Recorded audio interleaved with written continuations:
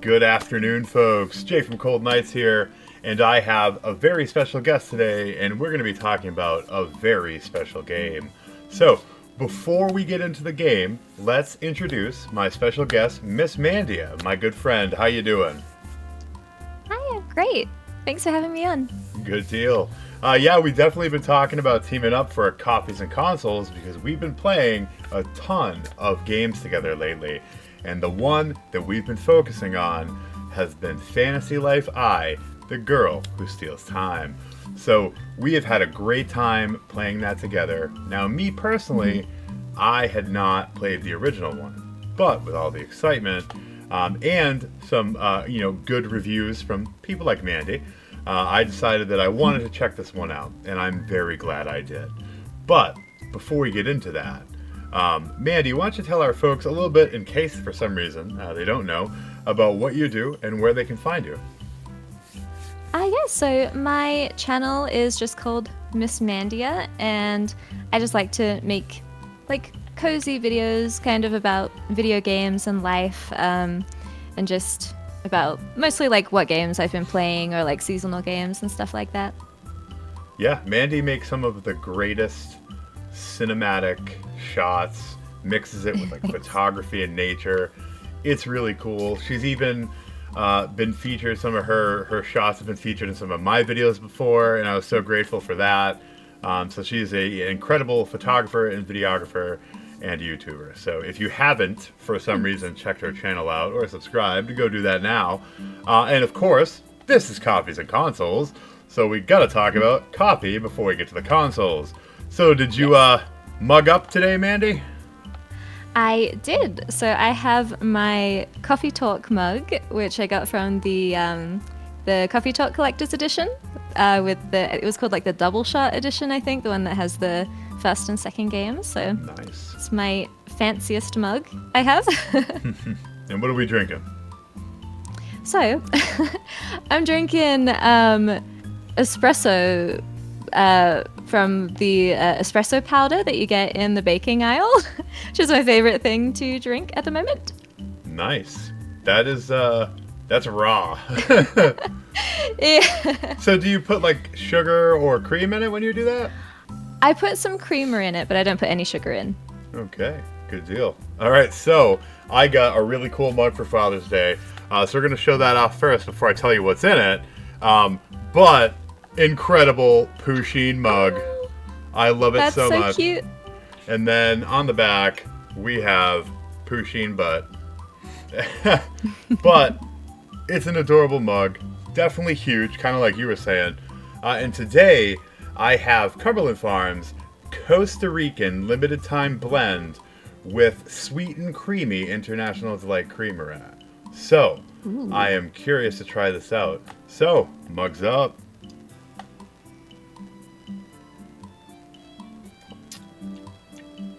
Wow. I really like this. I'm sure part of Oh, it's the good. creamer, which I've like taken shots of before without even having coffee. And but the coffee has a real smooth taste to it, so I'm pretty impressed Oh, with nice. this one. This one's yummy too. It's my classic go-to, so I probably should have tried something new, but There's a unique taste to this, so I definitely am going to want to try this while they still have it, because it is one of their limited time blends without the creamer. Because the creamer is pretty strong tasting, but like there's a real good hint of that kind of like, I don't want to say bold, but it's definitely a good coffee taste behind it. nice. All right, so myself, I've always loved cozy games. Some of you may have remembered when I was on like a little kick and I was doing cozies with Cole and I was playing stuff like Field of Mystria and all that. So I was super excited to get into this game, and I remember being like, hey man, we should definitely like try to play this together. And of course, like a lot of these games, you kind of have to wait a little bit before you can start the multiplayer. Usually you got to play in about an hour or two. But we were super excited to try it out. And some of you may have seen me posted on Discord and some of it on Twitter. We've had a great time playing it together. So like I said, I had not had experience with it before. Mandy, what was your experience with the Fantasy Life series? So I don't know how long ago it was. It might have been maybe like 10 years ago, kind of like around the time it came out. I played the first game on the 3DS, and it just like I'd say it's one of my favorite games on the system, and I don't really know what it was about it that I loved so much. Just like the the atmosphere of it, I suppose, is just so like light and fun, and I love that. I mean, I don't know how many jobs there are, but there's like tons, like different like combat classes, obviously, and crafting and gathering, and I just had like so much fun doing whatever I wanted, pretty much. And I did like the story a lot as well. It was like set in like the kingdom of Castell, and it was really good vibes. Now, one of the cool things about this game is the Strangelings, which are your villagers and party members that you unlock and transform. Many of them are from that first game, and they're characters that were prominently featured in it. So, for people like Mandy and some of you, it's probably a really cool throwback to be able to see them again. Now, Mandy, you had actually, because if you guys don't know, there's not a physical in North America yet. I think that might change. But, Mandy, you had actually ordered the Asian English one, right? Yes, I do have those. So I did take some clips this morning that I will share with you here. Let me just... Ooh, so that's the original beautiful game. Yeah, I'll just restart it again for you. All right, there we go. Ooh. Yeah, so there's the first one and the second one there. Really happy to have them both side by side. They're so pretty. So, do you have any idea on what that original 3DS game goes for currently, if any of our viewers want to try to pick it up? I actually am not sure. So, like, I played it in Australia, so this is actually just like a copy that I borrowed, and my actual one is back home. So I do not know currently how much it's going for, but I feel like it's gone up a little bit, which is a shame. There's probably some new excitement with this game. Yeah, and with the store being shut, Yeah. makes it hard. Ooh, I like that. Yeah, the manual's really nice. I couldn't fit all of it on the screen, unfortunately, but... That's cool. Wow. Yeah, we'll definitely get the value up on the screen post-edit here for sure. And this is the Asian English one that she picked up. Yes. Yeah, it's really beautiful. Wow. This one, it did come with like a code for some items, but I actually still haven't tried using it.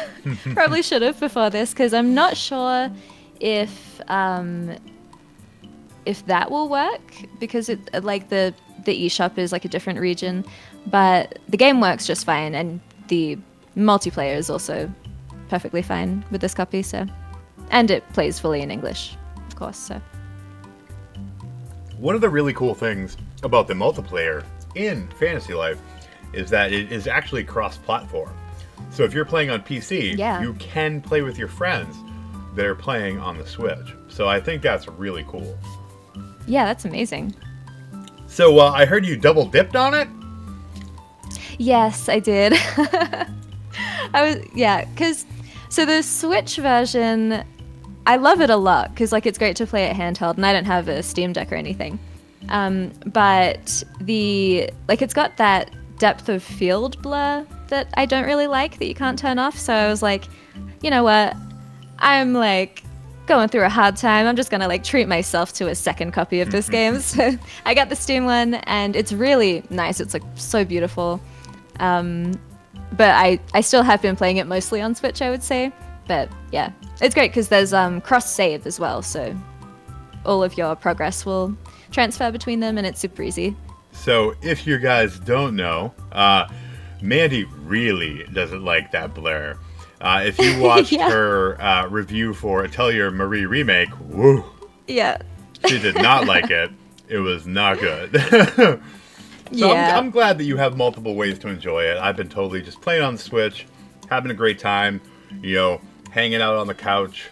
And what I like about that is that, you know, Nintendo definitely doesn't have any reliable voice chat. I don't even feel like with the Switch 2, no matter what their little C button says.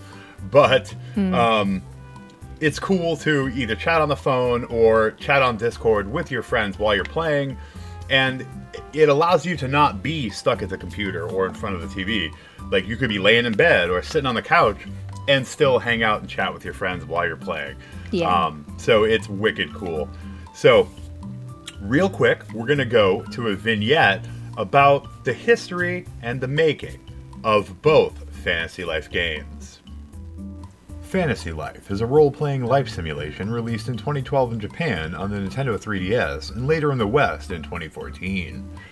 It was produced by Akihiro Hino of Dark Cloud and Dragon Quest VIII fame, with music by the famed Nobuo Uematsu. Players lead their character and ever-growing party to help save the world of Riveria from certain doom. The game featured 12 different life paths. The game received above-average reviews, garnering a Metacritic score of 73. Though I couldn't find concrete sales numbers, Level 5 said the game sold over 300,000 copies in 4 months in Japan upon release. An enhanced version was released later that year in Japan and would become the template for the North American release 2 years later. An online version of the game was released in both regions, each running for about 3 years before they were shut down. Fantasy Life: The Girl Who Steals Time was announced in 2023 as a true sequel. Originally helmed by Keiji Inafune of Mega Man and Dead Rising fame, after numerous delays he left the project and was replaced by the familiar Akihiro Hino. The game released in May of 2025 on all modern platforms, as well as for the Switch 2 with enhanced visuals weeks later at that console's launch. The game is not currently available physically in North America, but did receive an Asian English physical release overseas. Alright, we're back, and hopefully you've learned a little bit about the past of Fantasy Life. So, we have played probably 5 or 6 hours together, I'd say. Doesn't that sound about right, Mandy? Yeah, I'd say so. And we have got to almost level 500, 500 years ago in the Treasure Groves. And along the way, through our multiplayer exploits and our time playing solo, we've got some incredible tips to help people really maximize their experience. So, the first one that I personally came across just the other day, when me and Mandy were talking, we were talking about how there's no real easy way to quickly exit a dungeon. A lot of role-playing games have some kind of item that you can use or a spell you can use to escape a dungeon. And we were both complaining that, damn, you can't escape. So we're like, some of them are multi-floors. So you'll be on like the 3rd or 4th floor, and then you achieve your goal or kill that boss that you wanted to kill, and you're like, damn, I gotta go all the way back. And I don't know about you, Mandy, but I've done that quite a few times already. Mm-hmm. And yeah, it's always very annoying. We were like, yeah, it really sucks that that's not in it. And then I was just watching some videos on YouTube, and I'm like, wait, I think there is something. So I go on, and there is a gate. It is like a purple icon on your main menu, and you can use it to go to Ginormogia, the large open world section, at any time. The cool thing is, it's not just a one-way warp. It is a two-way door. So, what I've been doing to maximize my grinding, and you all know I love grinding in games, is I'll find a place that either has a boss that when you kill them, you have a timer for them to respawn, usually like 5 minutes, or somewhere where there's mini bosses that have a specific drop or material that I want, and I'll kill them, and then I will use the gate to go to Ginormogia, and from there, you can do things on the continent, or you can just go wherever else you want in the world. But the best thing is, if it's the mini bosses or normal collecting nodes, you can literally immediately go back and everything respawns. So there was one specific part where I needed, I think it was some kind of hide from one of the mini bosses called Black Panther. It is a color swap on the wild cat monsters that are in the game. And it's in this cave, and I want to say it's on like the second level. It's kind of a little bit of time to get to. So I got to him, opened my gate to Ginormosia, and then I'm immediately able to come back and fight the 2 Black Panthers again. Go back to Ginormosia, and immediately come back and fight them again. You can use it to do that kind of grinding, but you can also use it as just a quick way to exit, because when you get to Ginormosia, you can just warp to one of the towns, because now you're in the open world, and you can use fast travel. So I thought that was a cool thing, and I definitely wish I knew that before I was like 50 hours into the game. Yeah. That was like mind-blowing when you told me that, because I remember I was doing like my mercenary like hunting log, and I had to get, I don't know, like maybe 5 of this like particular mini boss, and so I would like go all the way into a dungeon and then kill it and then go all the way out and then have to go all the way back in. It was so tiresome, and I have no idea how like I missed that there was like a warp.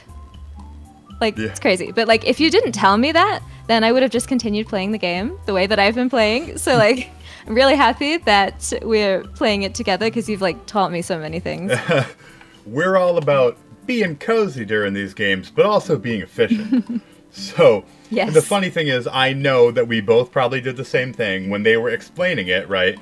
It's gameplay stuff. We want the story. So I'm clicking through that. It's not relevant to the story. I'm like, whatever, I don't care. I want to find out also, what's happening in the story. There are tons of like things in this game, like tons of tutorial screens, because there's like just, I think even when I was like 5 hours in, I was still getting like tutorials and tutorials, because there's just like so much going on. It's very overwhelming. So, and guys, let me tell you, before we get to tip number 2, this is probably my pick for Game of the Year so far. There is so much to do in it. I was just playing a little while ago before we booted this up to start recording, 60 hours in, and I have so many things still to do. I could probably play another 60 hours easily. And it's one of those things, I love it, but it's also frustrating because I have Guardians of Azuma waiting. I've been so excited to play it. I'm so excited for the bachelors in that, and I really, really want to experience the gameplay. I love Rune Factory, but this one, not in a bad way, has got me stuck. So it's something I love, but I'm like, oh my god, I need to get that. And then I was able to pick up the physical of Expedition 33, so nice. I want to play that too, because everyone's like, that's their game of the year. So like, I have this huge backlog of really intriguing and fun games, but I'm so hooked on this, I can't even get away from that. Yeah, it is a really wonderful game. For sure. I've sort of been feeling that too, because I'm also playing 100 Line, and I took a really big break from it when my copy of Fantasy Life arrived, and I haven't really gone fully back to it yet. So, yeah, very, very consuming. For sure. So, speaking of efficiency, the second tip we're going to get to has to do with bringing your gathering and artisan characters along with you, either to Ginormosia, once you have those areas leveled up for stronger monsters, or to the groves to grind them with your very strong melee characters. So, my paladin is level 60. I have the hero gear. I've beat the Colosseum. I'm very adept at the combat. And now I'm having a great time focusing on these crafting classes and these gathering classes. The thing is, we all know in these kind of games, when you focus on the melee or the magic and don't focus on those at first, it can be very hard and slow to level them up if you're way behind. We have found a perfect way to stop that. So, you're going to want to grab at least 2 of your people for the next artisan or gathering class you want to work on. So, for instance, mine that I've been doing recently was Chemist. And I had 2 Alchemist characters that I had got from Strangelings, and they were level 1. Now, if you're familiar with it, in the crafting minigame, you can pick 2 supports, a leader that gives you a huge boost, and another support that gives you a smaller boost. But if they're level 1 just like you, they're not going to be that helpful. So, while my Alchemist may still be level 1, we took the two alchemist characters into the grove, and they level up so fast when you're that strong.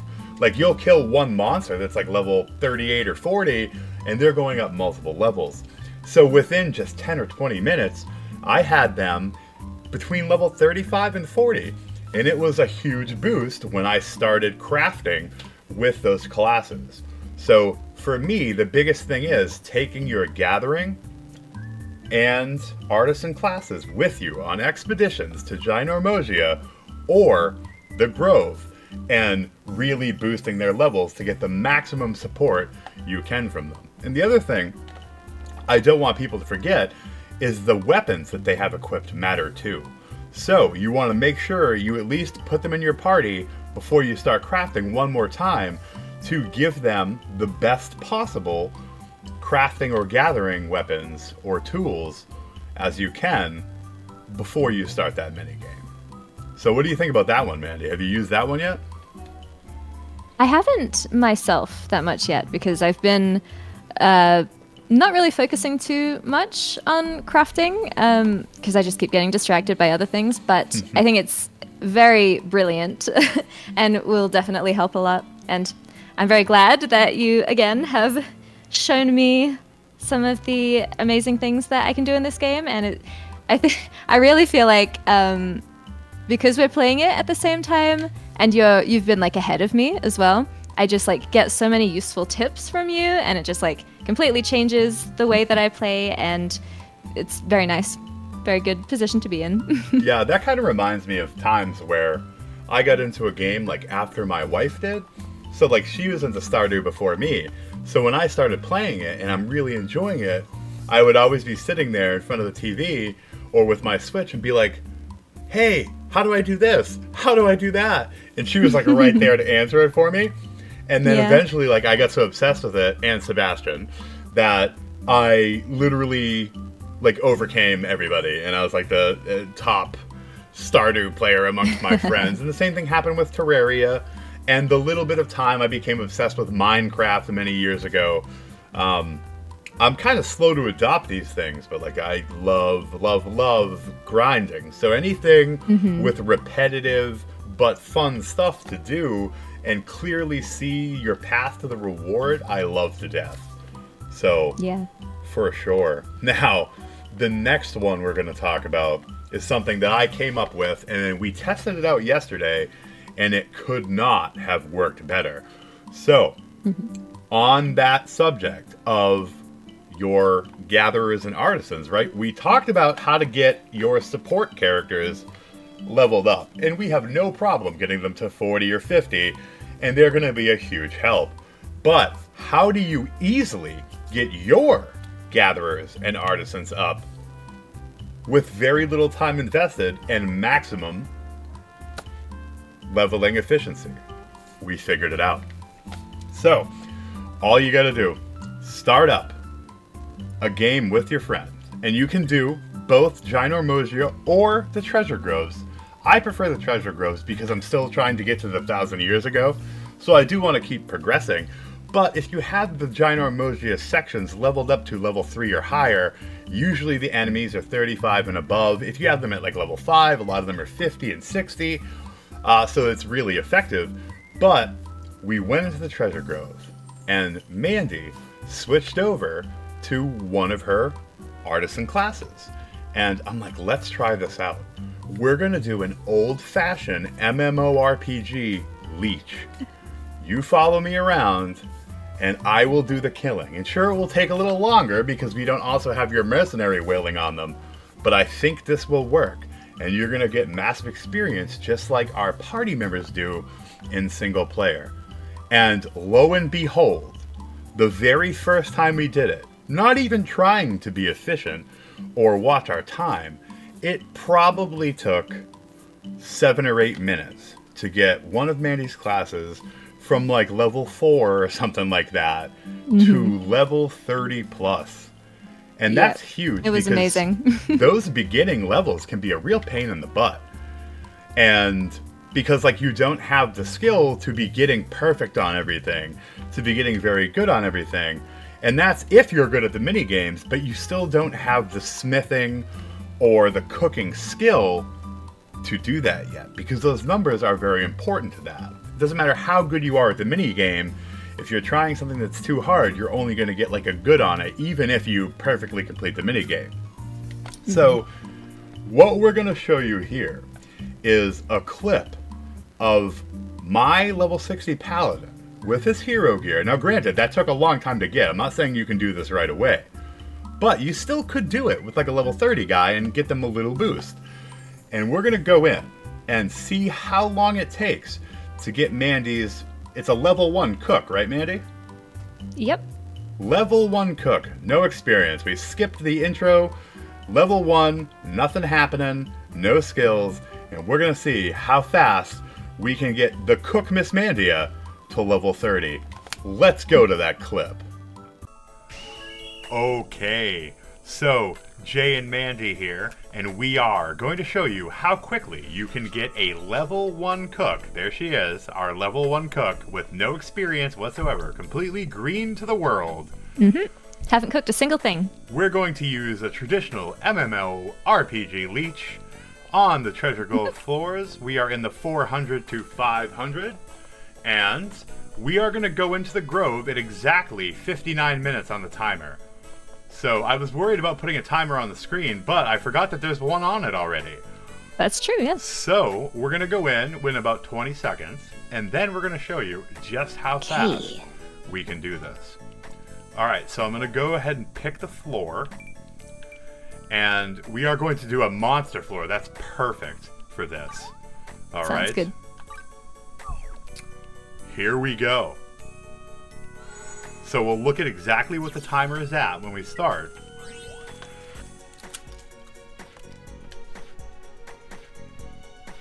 I think we can do it in under 5 minutes. All right. Yeah. We are just under 59 minutes, so let's roll. Okay, I'll stay out of the way. Yeah, we gotta keep you protected. All right, so try to stay... Level 9. Yeah, look at that. Already. Level 9 in one shot. Kind of stay kind of close to me, so we can see the level up animations. Oh, right, yes. What level now? Level 11. Oh, yeah. Almost halfway there. Nice. Oh, who is this guy? What's he doing? 14. 14. Oh, no.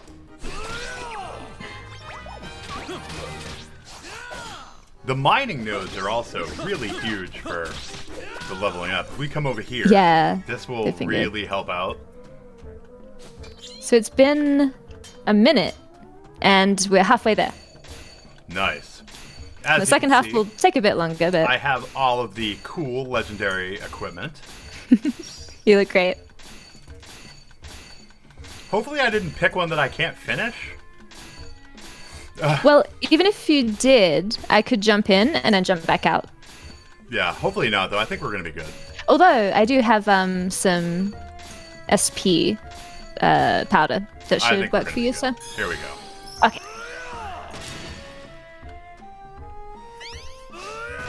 Beautiful. Yay! 23! Yes! My goodness.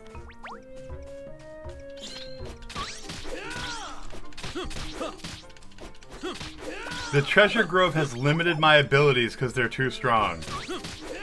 Oh. So if you're over 60, that's the first time we've seen this. It's like Too hit good. 60. It actually will bring your level down.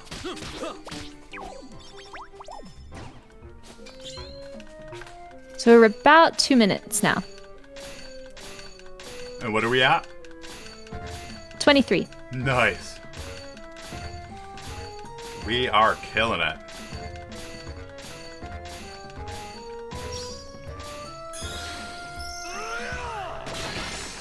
Yay! 24. Oop. Ooh, they're going right after her. They're like, no, you're not leeching here. They're like, you're cheating. Yeah. Like, you can't do this. All right, let's try to... Oh, let me use some SP.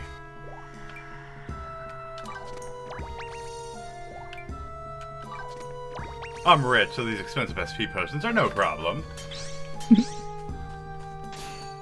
And I'm usually pretty quick at finding these. I really love your helmet. Yeah, it's so cool. So you get all of those legendary gears, guys, from doing the Coliseum. And that will unlock in, it's either chapter 5 or 6, when you go to Swolian Island. And you will start the Coliseum. And it takes maybe an hour or two to get through. But it's super fun.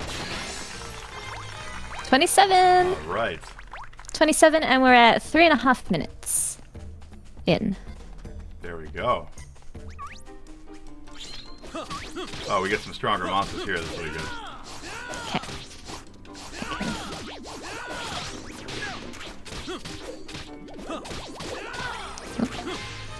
28.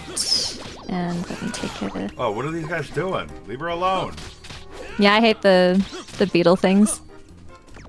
The beetles do not like us doing this. Alright, so she's at level 28. How are we for time? Yep. 4 minutes and Whoa. 11 seconds on my stopwatch here.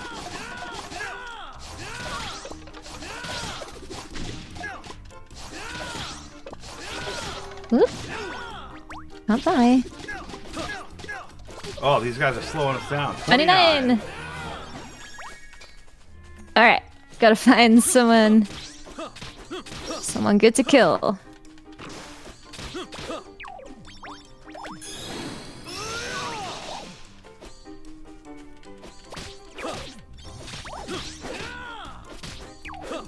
Okay. About halfway to the next level up.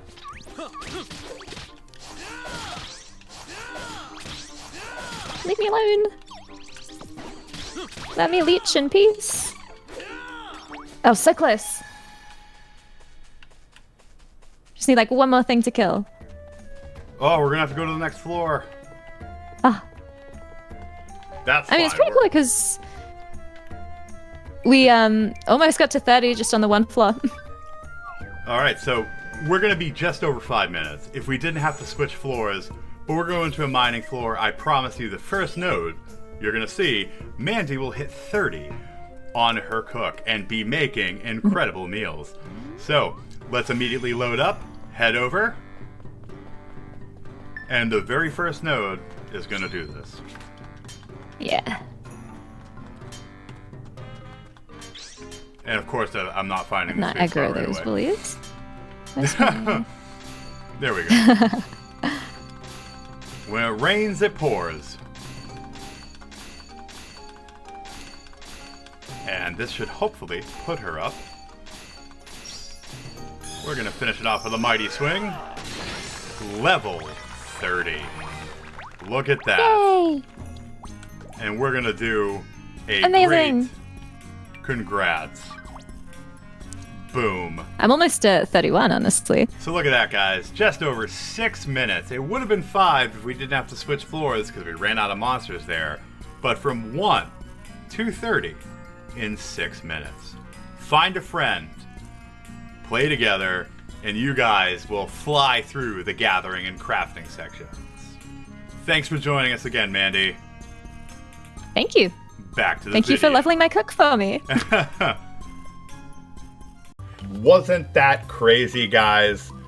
To think that you could take a level 1 class, bring them in with, granted, a godly type player like myself, but you could move them up that quickly.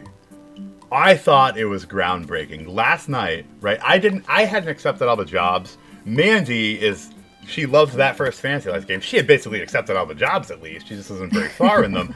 I had not accepted them all, so like we really couldn't do it for me because in the multiplayer you can't break away to the town to do like transactional type things.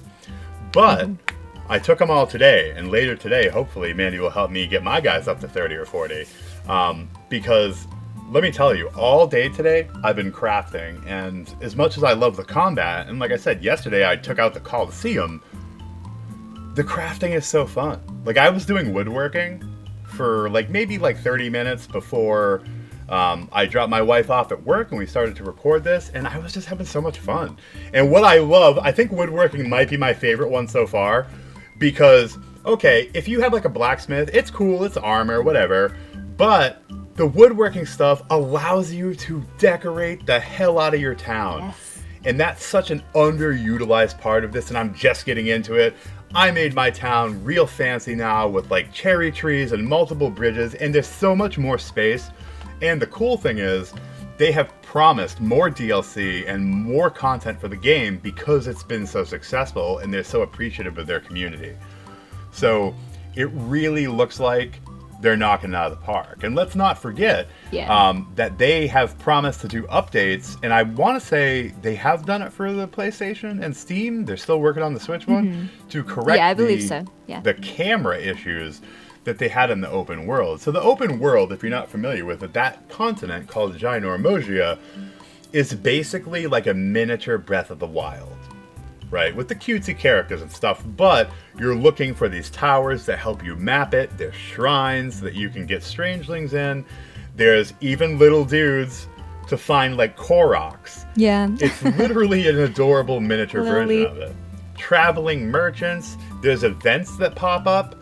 Like, it's so fun. And each section, I want to say there's 9 or 10 sections of the continent, can go up to, what is it, level 5 or 6?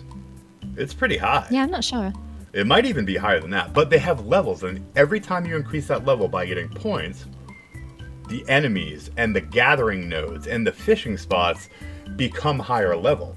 So it can grow with you. So the beginning section that you land on in Ginormosia is basically like a beginner section. The monsters are like level 3. There's nothing really crazy going on. When you get that thing up to level 6, they're level 50 monsters. They're stuff that can help you train for maybe not the end game, but the end of the story, where you want to be level 50, 60.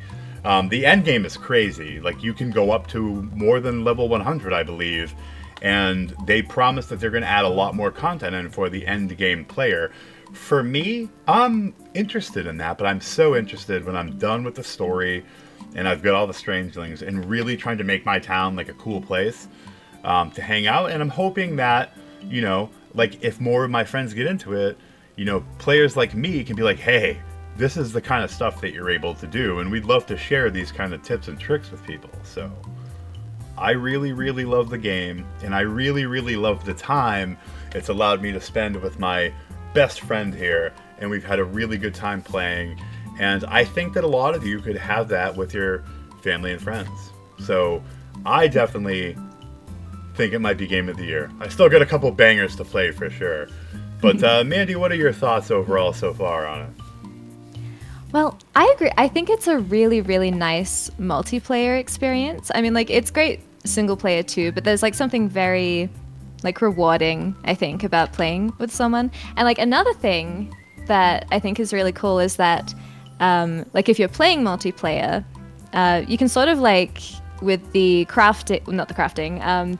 gathering, you can sort of like gather from places that maybe are like higher level than you, that you normally wouldn't be able to do by yourself. But like if you're teaming up together, then like you can sort of like share SP and like pass things back to one another. Like we sort of had that when we were doing the legendary fishing challenge, where like by ourselves we would keep like our lines would break, but like if one of our lines would break, then the other person could sort of like catch on before we lose the fish, and then our progress wouldn't be lost. So like by working together, you can really like accomplish more than maybe you could by yourself. And I think that's a really nice thing. Like it makes it feel very like exciting and rewarding.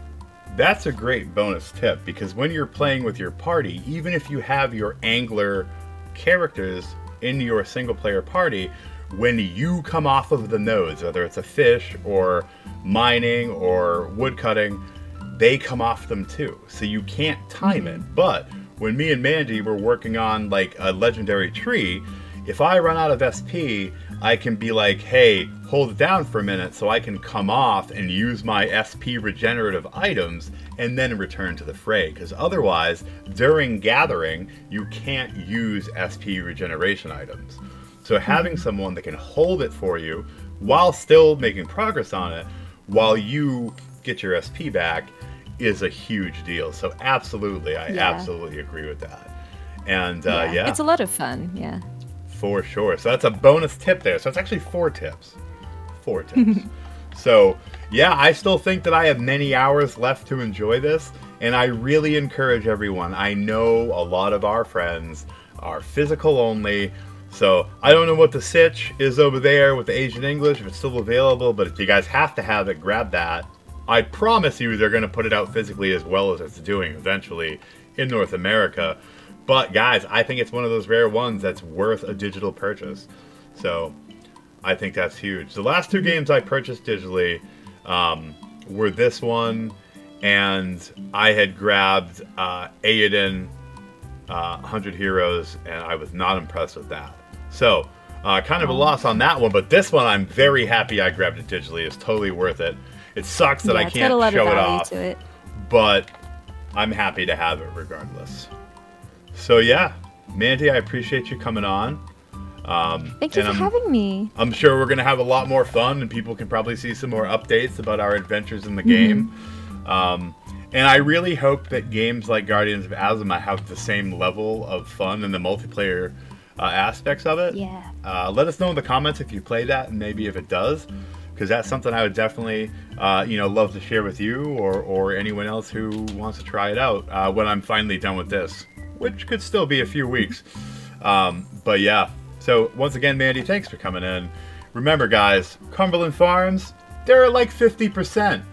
There's been a couple times I'm literally like spitting on the show because it's so nasty.